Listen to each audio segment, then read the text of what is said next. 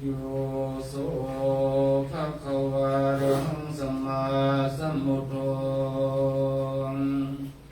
สวากขาโตอะเยนะภะคะวะตาธัมโมสุปฏิปันโนยัสสะภะคะวะโตสาวกสังโฆธัมมายังภะคะวันตังสัทธัมมังสัสสังฆังอิเมหิสักการเรหิยะทาระหังอโรกิเตหิอภิปุชยามะสา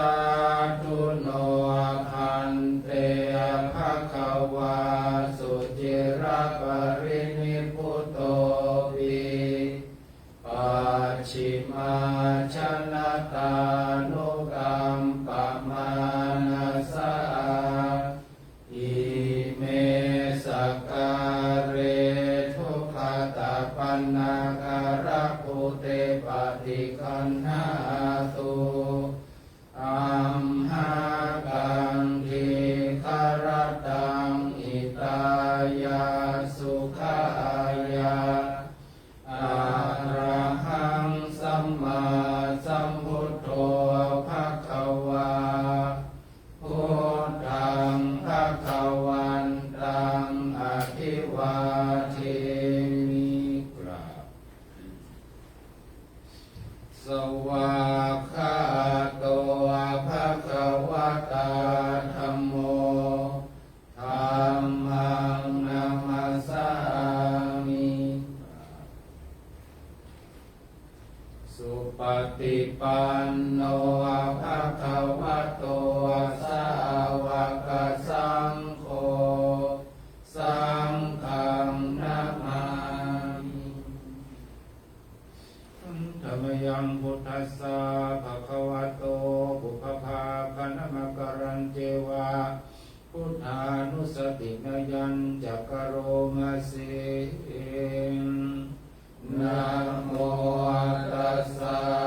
ภะคะวะโตอะระหะโตสัมมา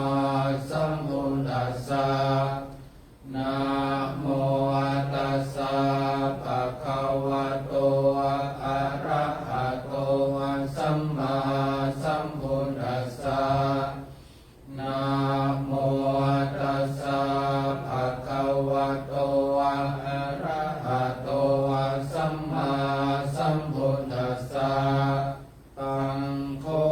ปันนะภะคะวันตังเอวังกัลยาโนกิตติสัทโตอะภุคโตอิยติปิโสภะคะวะอะระหังสัมมาสัมพุทโธวิช จจารณะสัมปันโนสุขโตโลกวิทูอานุตตโรปุริสธรรมสารติสัทธาเทวมนุสสานังพุทโธภควาติหันธรรมยังพุทธาทิคิติงบรมเสโอทาวรหันตวรตาทิคุณาภิยุโตโสทาภิญาณการุณาหิสัมมาคัตโตโพเทสิโยสุชานาตังกัมมาลังวาสุโรวันธรรมหังตัมมารานังศีลาสาชิเนนังโพโทโยสัพพปานินังสารนังเขมมุตตมังปัฏฐามานุสติทานังวันธามิตังสิเรนะหังโพธัสสะหัสสะมิทัสโสวาพุทโธเมสามิกิสสโรโพโททุกขัสสะคาตาจาวิคาตาจาอิตัสสะเมโพธัสสะหังนิยเตมิสรีรันชีวิตันติตังวันหันโดหันจาริสามิพุทธเสวะสุโพธิตังนาทิเมสารนังอัญญังพุทโธเมสารนังวรังเอเตนะสัจจวัชเชนะวัตตยังสาธุสาสเนพุทธังเมวันธามานินายังปุญญังปัสสุตังอิทาสาเพปิอันตรายาเมมาเอสุงดัสสะเตชัสสะกายนวัจจยวติกัสสวาพุทเทติปัมมังปะกตังมะยายังพุทโธปฏิคันหาปุจยัมนังกาลันตะเลสังวริตุมะพุทเทอันธรรมยังธรรมานุสตินยังกโรมะเสเอสวะกาโตภะคะวะตาธัมโมสันทิฏฐิโกอะกาลิโกเอหิปัสสิโกโออะปานายิโกปัจจตังเวทิตาโพวินโยหิติอันธรรมยังธรรมาภิชิติงกัตโรมะเสเองสวากาตตาทิคุณาโยภาวะเสนาสยโยโยอามาคาปะกะปะริยติวิโมกขเพโทธัมโมปุโลกปัตตานาตถาธาริธาริวันธรรมหังธัมมหารังวราธรรมเมตตังธัมโมโยสัพพปานินังสารนังเขมมุตตมังทุติยานุสติทานังวันธามิตังสิเรนะหังมัสสหัสสะมิทาโสวาธัมโมเมสามิกิสโรธัมโมทุกขัสสะคาตาจาอิทาคาจาอิตัสสะเมธัมมัสสหังนิยเทมิสรีรันชีวิตันติตังวันทันโตหังจาริสา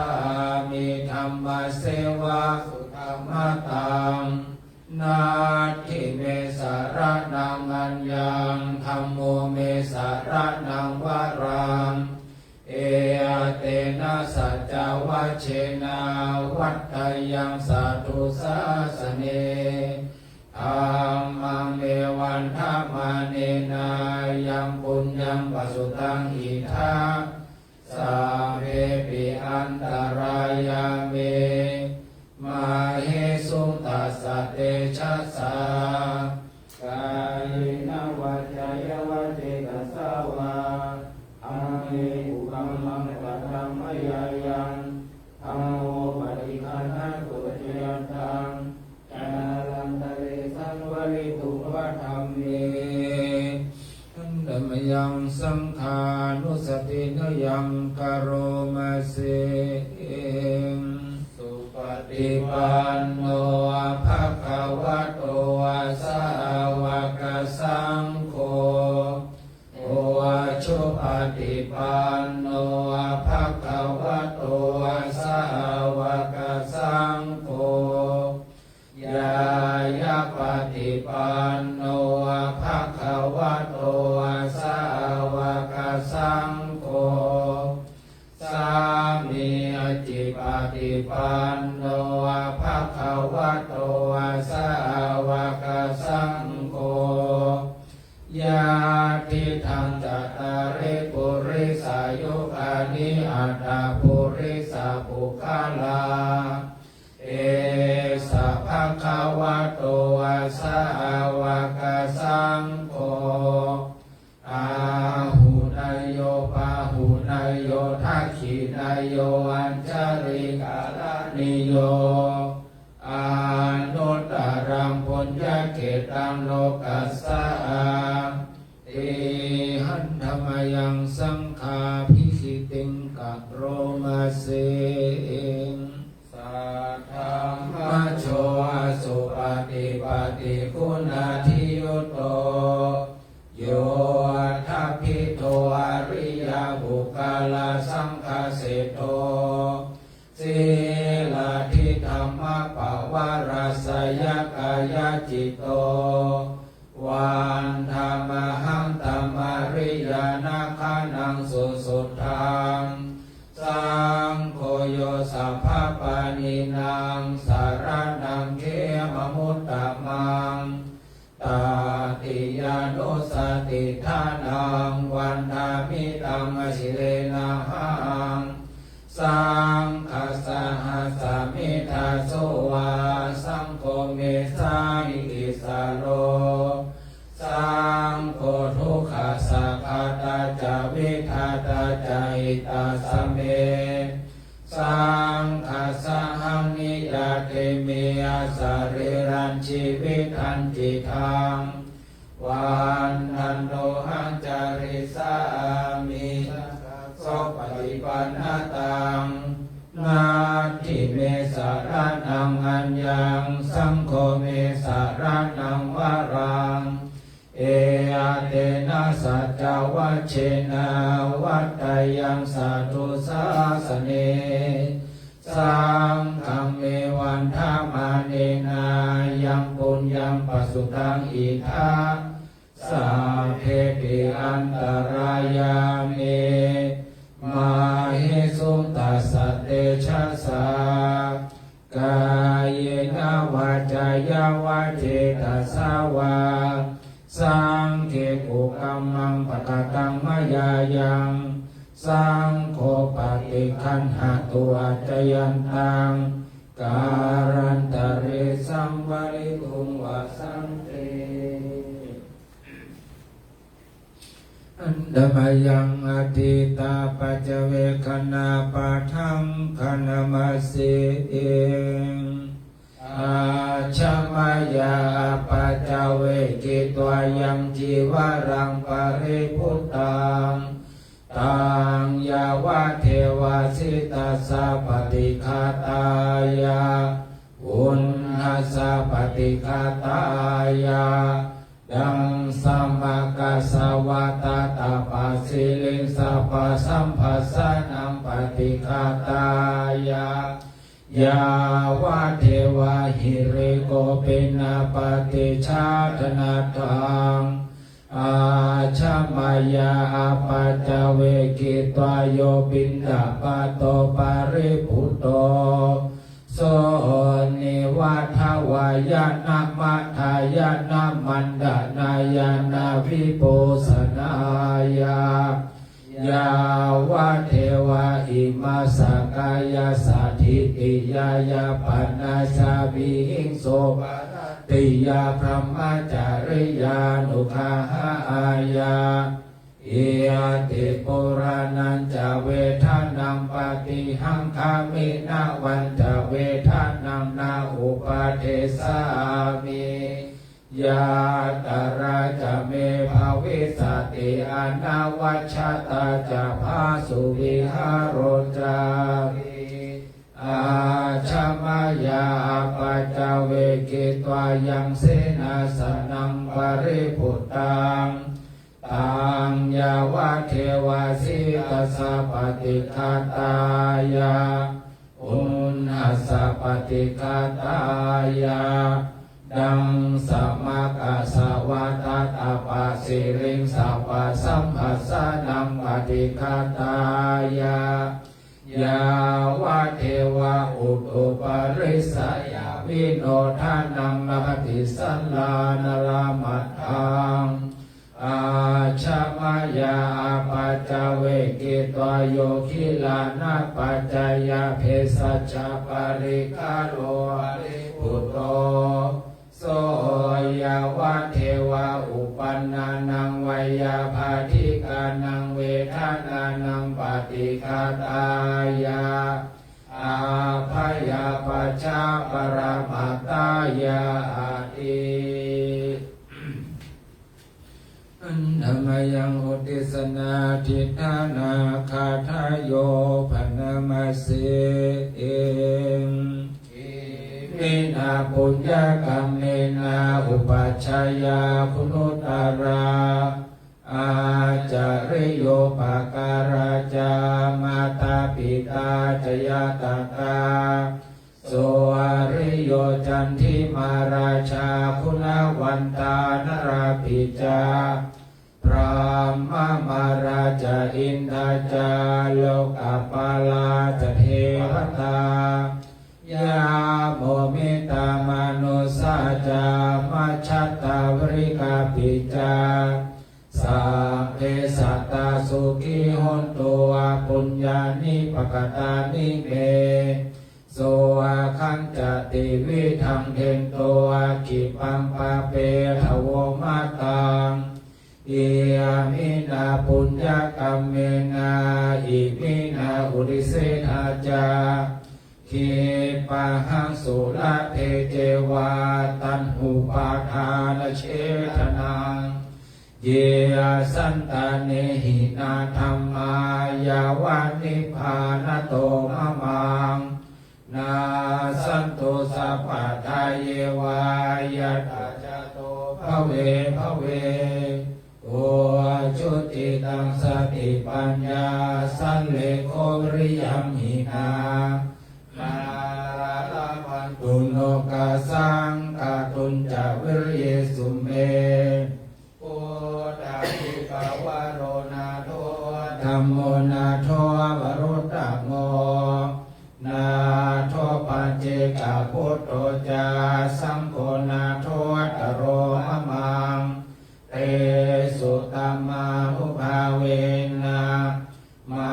โลกาสัมลาภันตุมาเปิดหนึ่งหน้าหนึ่งนะพลิกไปอีกหน้าหนึ่งแต่มันจะเปิดอันธรรมยังอาภินหาปัจเจเวคนาปะทังปานามาเสเอชาราธรรมโมหิเรามีความแก่เป็นธรรมดาชารังอนาทิโตจะล่วงพ้นความแก่ไปไม่ได้ทายาทิธรรมโมหิเรามีความเจ็บเป็นธรรมดาทายาทิอนาทิโตจะล่วงความแก่ไปไม่ได้มรณะธรรมโมหิเรามีความตายเป็นธรรมดามรณังอนาทิโตจะล่วงพ้นจากความตายไปไม่ได้สาเพหิเมปิเยหิมานาเปหินานาภาโววินาภาโวเราจะพระจากของรักของชอบใจทั้งหลายทั้งปวงกามัสสะกมหิกัมมัทายาโท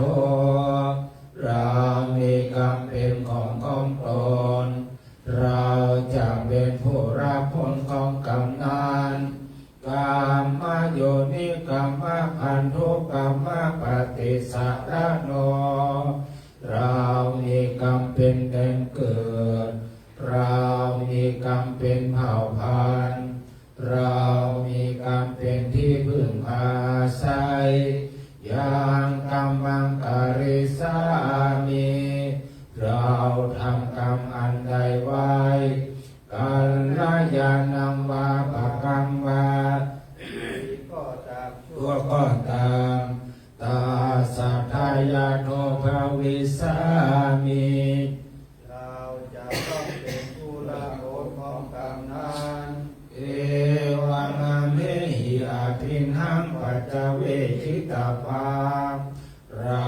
ทั้งหลายพึงพิจารณาเรื่องอย่างนี้แลต่อไปเราจะได้ทำสมาธิเราจะกล่าวคำกรรมฐานตั้งสมาธินะโมสามจบนะโมตัสสะภะคะวะโตอะระหะโตสัมมาสัมพุทธัสสะนะโมตัสสะภะคะวะโตอะระหะโตสัมมาสัมพุทธัสสะนะโมตัสสะภะคะวะโตอะระหะโตสัมมาสัมพุทธัสสะอุกัสสะอุกัสสะนะโอกาสบัดนี้ข้าพเจ้าขอสมาทานซึ่งพระกรรมฐานขอขันนิกะสมาธิอุปัจจารสมาธิอัปปนาสมาธิและวิปัสสนาญาณขอจงบังเกิดมีในขันธสันดานของข้าพเจ้าข้าพเจ้าจะตั้งสติไว้กำหนดลมหายใจเข้าออกลมหายใจเข้ารู้ลมหายใจออกรู้3 หนและ7 หน100 หนและ1,000 หนว่าตามความอุตสาหะของข้าพเจ้าจะกระทำได้ตั้งแต่บัดนี้เป็นต้นไปเถิดจะตั้งใจ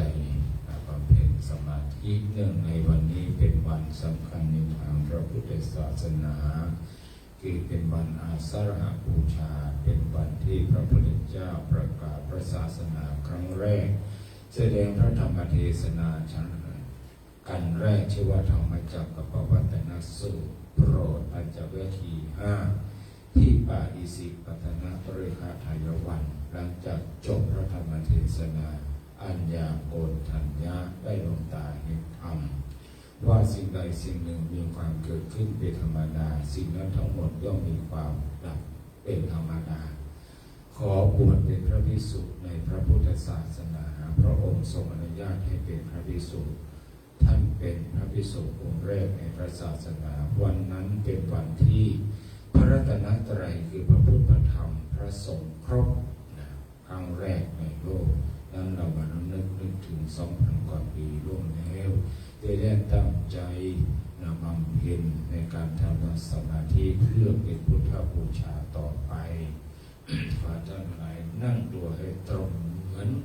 พระพุทธรูปประธานนะแล้วก็มือขวาทับมือซ้ายตั้งตัวให้ตรงแล้วรอสติไว้เฉพาะหน้ากำหนดลมหายใจเข้าออกลมหายใจเข้าบอกว่าพองเราพองจุดสุดแล้วเรากำหนดว่าหนอหายใจออกเราคิดในใจว่ายุบจุดสุดแล้วก็หนอแล้วก็ว่าไปเรื่อยๆพองหนอยุหนอเอาใจกำหนดที่ลมหายใจเข้าหายใจออกเอาจิตใจติดตามมันไปนะเจริญปฏิบัติ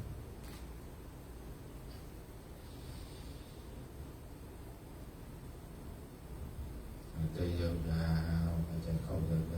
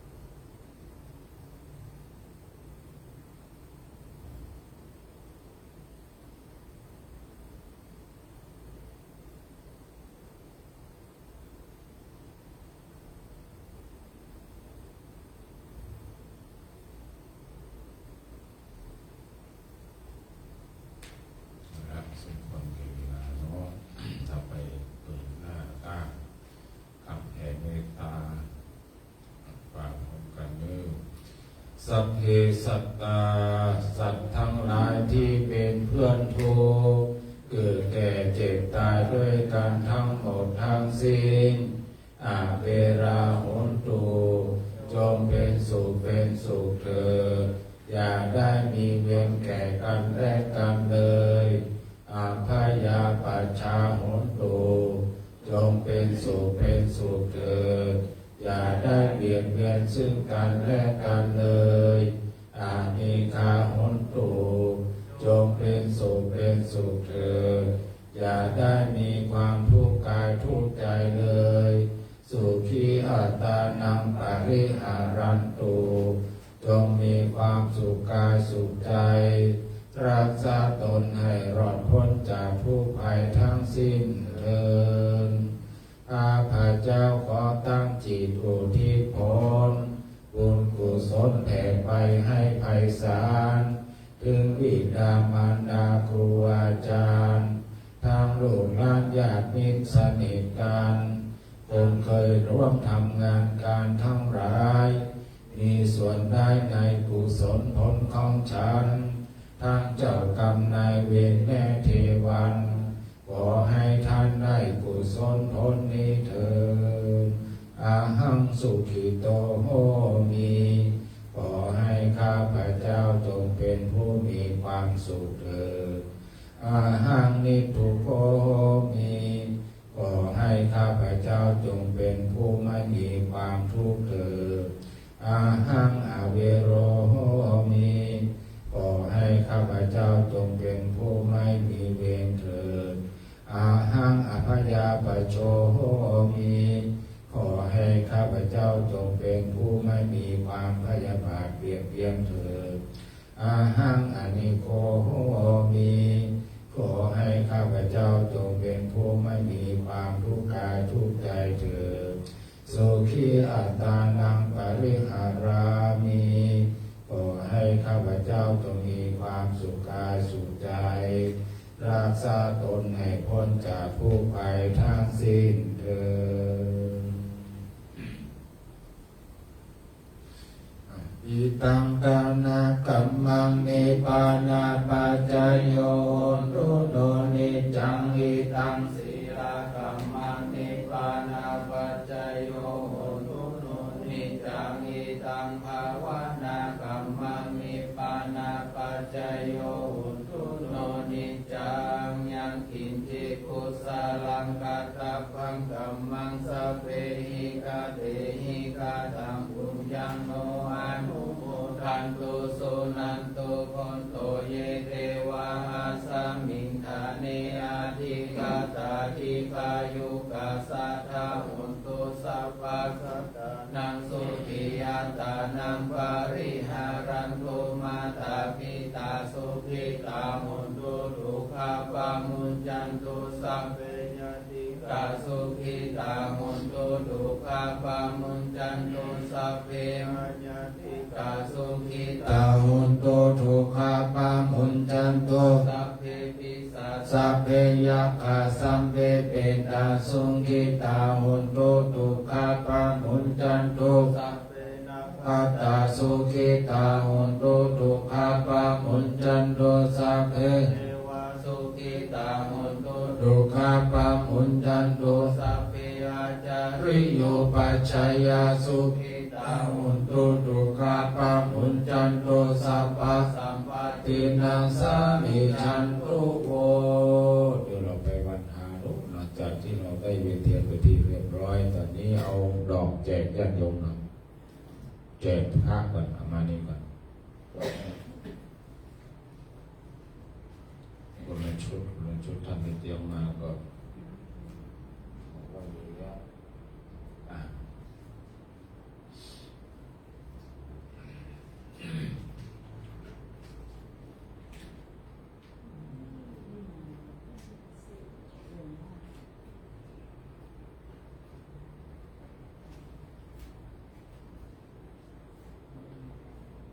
ทางสมณเณรขยมได้ล้างเรียบร้อยแล้วนะพื้นผิวที่เราจะได้ดื่มนะ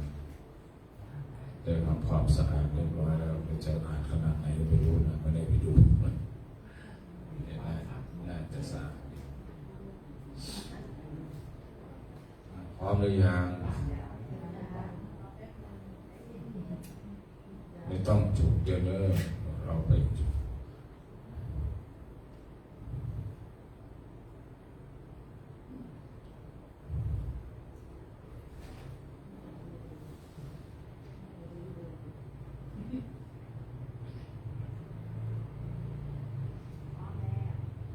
พร้อมแล้วทันทีนั่ง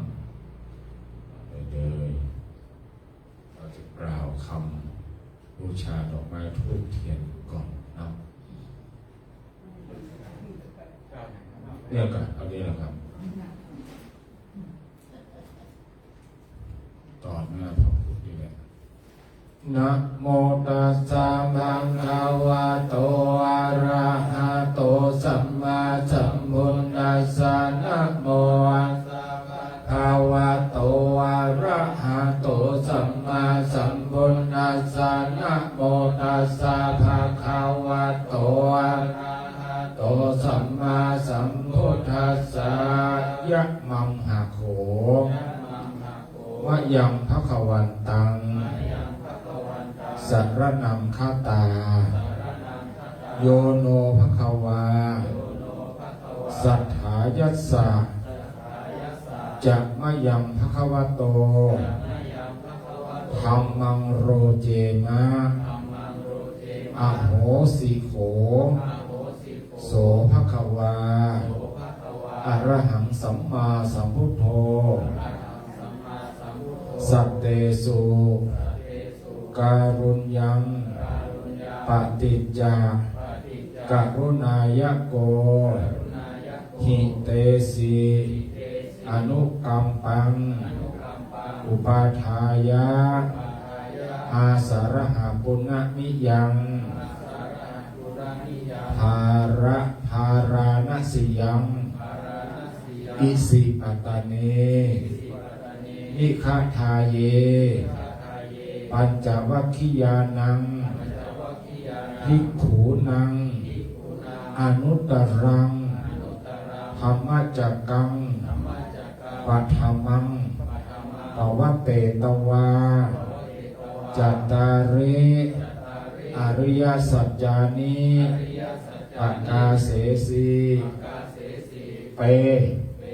คำว่าเปภาษาบาลีคือว่าย่อภาษาไทยคือเก้ารอเก้าสาธุโนพันเต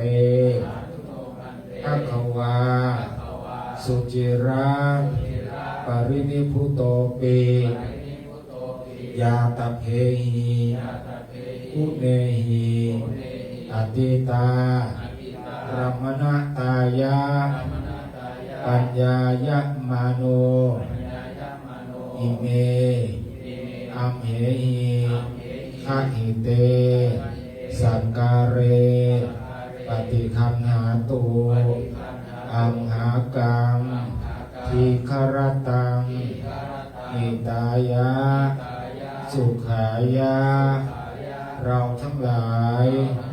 ถึงซึ่งพระผู้มีพระภาคเจ้าพระองค์ใดแล้วว่าเป็นที่พึ่งพระผู้มีพระภาคเจ้าพระองค์ใดเป็นพระศาสดาของเราทั้งหลายอันหนึ่งเราทั้งหลายชอบใจซึ่งพระธรรมของพระผู้มีพระภาคเจ้าพระองค์ใดพระผู้มีพระภาคเจ้าพระองค์นั้นเป็นพระอรหันต์ตรัสรู้ชอบเองทรงอาศัยความการุณในสัตว์ทั้งหลายทรงพระกุณะภาคกรุณาแสวงหาประโยชน์เกื้อกูล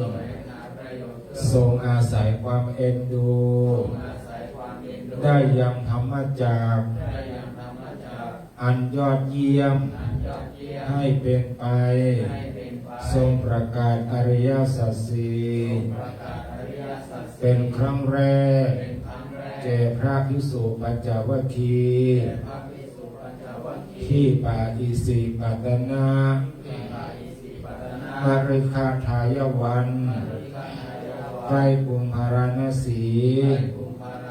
ในวันอาสาฬหาปุณณมีอันหนึ่งในสมัยนั้นแล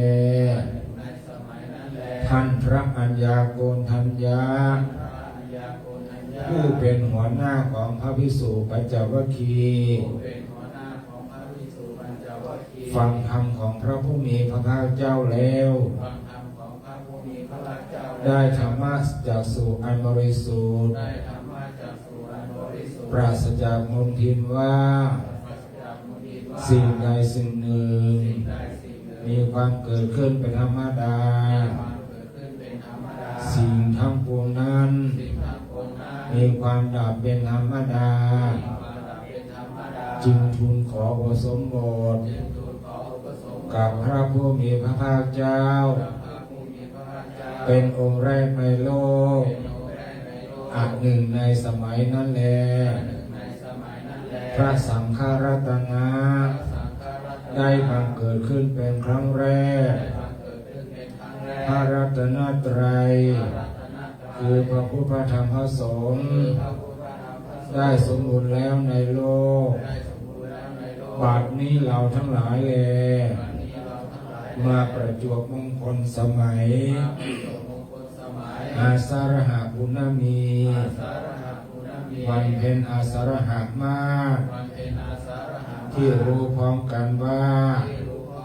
เป็นวันที่พระผู้มีพระภาคเจ้าพระองค์นั้นทรงประกาศธรรมจักรเป็นวันที่เกิดขึ้นแห่งพระอริยสงฆ์สาวกและวันเป็นวันที่พระรัตนตรัยสมบูรณ์คือครบสามรัตนะจึงมาประชุมกันแล้วณที่นี้ถือสักการะเหล่านี้ทำกายของตนให้เป็นดังภาชนะรับเครื่องสักการะระลึกถึงพระคุณตามความเป็นจริงทั้งหลายของพระผู้มีพระภาคเจ้านั้นจะกระทำประทักษิณสิ้นวาระ3 รอบซึ่งสถานที่แห่งพระปฏิมาคือพระพุทธรัตนะธรรมรัตนะได้สมบูรณ์ณโอกาสบัดนี้แล้ว